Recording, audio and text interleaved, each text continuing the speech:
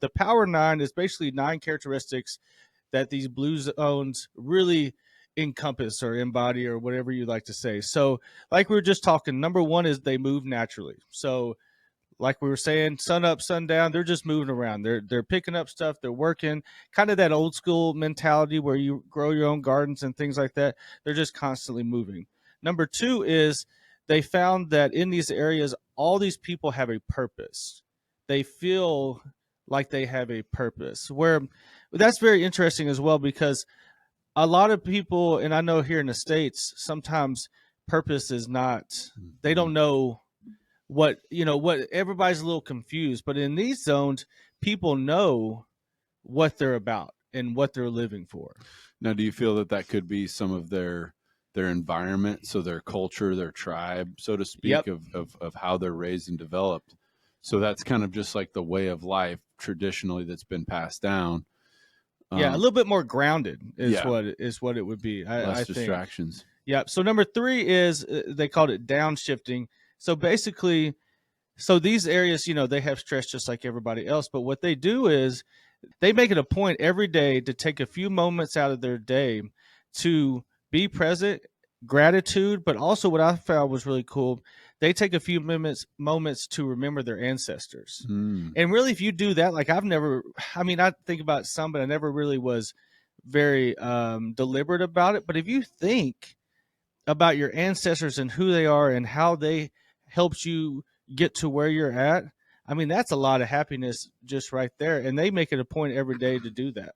Yeah, and that goes to the gratitude and awareness. I mean, you see that in any self-development podcast. And that's what I feel with these common themes. These are the normal ways of life that these individuals are living.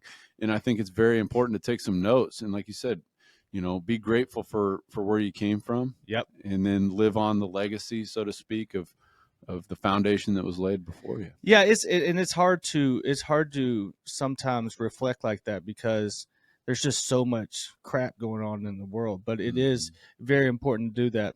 So number 4, the 80% rule. This is definitely something us Americans don't do very well. Stop eating when you're 80% full. That's hard. Yeah. Kind of like my grandpa said that his dad would always say, you know how you lose weight? You just back away from that trough.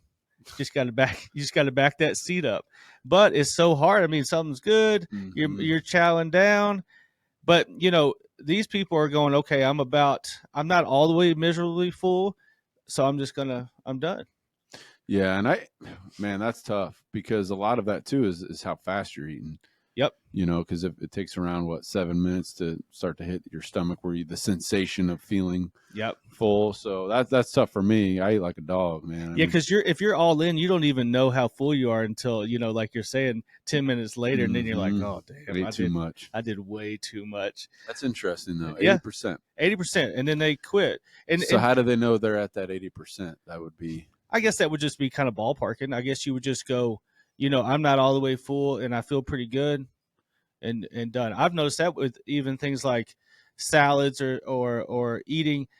I'll eat and then I'm like, man, I'm still hungry, and I'll go do it again. But sometimes what I'll do is I'll just eat and I'll wait. I've been trying to do that more, just wait. And you'll find out you really don't need anything else. No. But you want it. You're like, man, just give me some more mashed potatoes. I'll do that.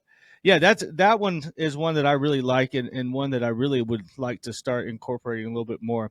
Number 5, plant slants. So basically lots of plants in their diet, lots of greens.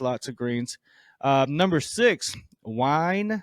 I got to say this so I don't sound like a wine at 5, wine at 5 o'clock. So these people, they have a couple glasses of wine every day at 5 o'clock. So these people go into that. I know, a couple of the areas, I know Italy.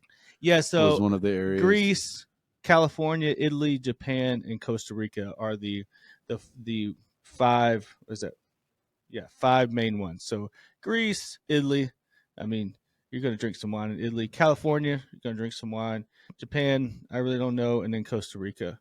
So that's kind of, that's what par for the course. What you would probably think in some of those areas. Well, yeah, and I know there was some research out recently. I saw. I don't know if you tapped into this, that kind of like your headspace when you're drinking alcohol is a big thing too. So like those countries as well, they have some of the best sources of water, and Yep. a lot of those places have natural minerals still put into their drinking sources, so they can kind of replenish and they're healthier overall. So if you have 90% of your life that you're living like these blue zones, and then they have a couple glasses of wine, I mean, that just something to be said about anything in moderation, their headspace, their mindfulness, where they're at.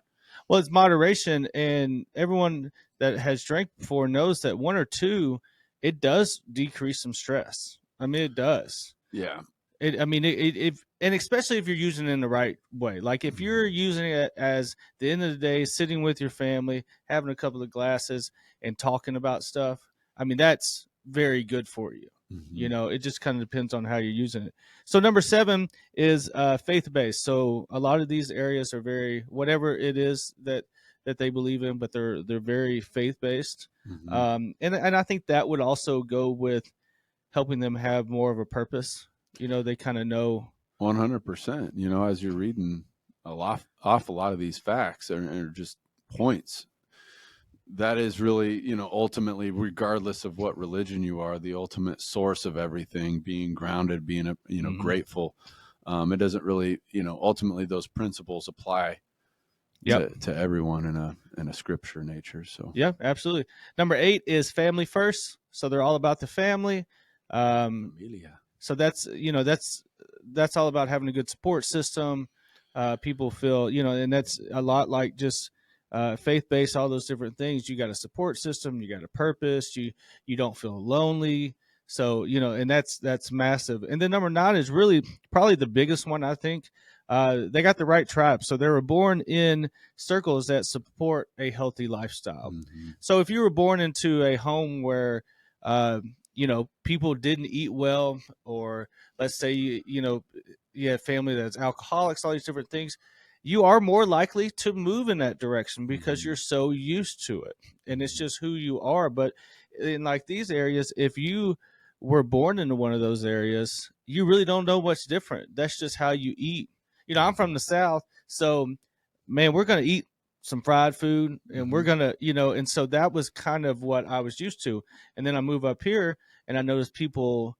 It's a little bit different. I mean, it's not totally different, but it is different what people eat up here. Not as much butter and all kinds of stuff in the food up here. So yeah, being in the right circle, and that even applies to everything. I mean, work, succeeding in life. If you want to go to the gym, you're not going to hang out. If you want to start losing weight, don't hang out with people that don't work out. Yeah. You got to find somebody that works out. Well, and the biggest, if we can have a drive home point with all of Yep. this stuff, if you really break down all these areas that they do that causes them to live longer, ultimately in every aspect of one of those topics you've just discussed, it's all for living for a bigger Yep. reasoning. It's not just living for yourself. There's Yep. a higher purpose, there's a higher drive, there's a legacy of the family and where you come from. So that all is included in wellness. And I Yep. believe we've lost that, Mm-hmm. in society here in America. And hopefully we can start to bring those values back. But like you said, your tribe, your environment, and that can even be, you look at America, the school systems today. Yep. You could have an awesome home life, but the school system's broken, Mm-hmm. and kids are, seeing all sorts of stuff that they shouldn't be seeing, or behavior that it's wasn't tolerated 20 years ago is now. Yep. That's the direction we're headed. So like a lot of these values, man, I mean, Yep. Yep. you can't trump them. Yep. It's massive, and I think that finding the right tribe for anyone can be one of the first big steps that you take. If you're going through some things that you really don't like, find people that are doing what you would like to be, because Mm-hmm. they will rub off on you, and you will start to go towards that direction. And it's probably the easiest way. I mean, you can read about it on the internet, kind of whatever you want to do, but hang around people, find those people, and most of the time those people will help you out as well. Yeah. And, the older I get, the more I realize, man, if people aren't for you, they're against you. Yep. So pick your tribe wisely, have love for everyone, but ultimately you got to be succeeding and striving for something bigger than just that everyday stress and battle. Absolutely. I like this topic. This is good. Yeah, pretty solid stuff. I love hearing, cultures living that long and just finding out that the true principles of healthy living is allowing them to live longer and quality of life. I can't stand when I hear people say, I hope I don't live to 85. Why the hell won't you want to live that long? What are you living for, man? I mean, and ultimately, when I'm 85, I want to feel good. It's not my choice on when I leave the planet, but ultimately every day, if I can feel as good as I possibly can, that's living, man. That's what it's about.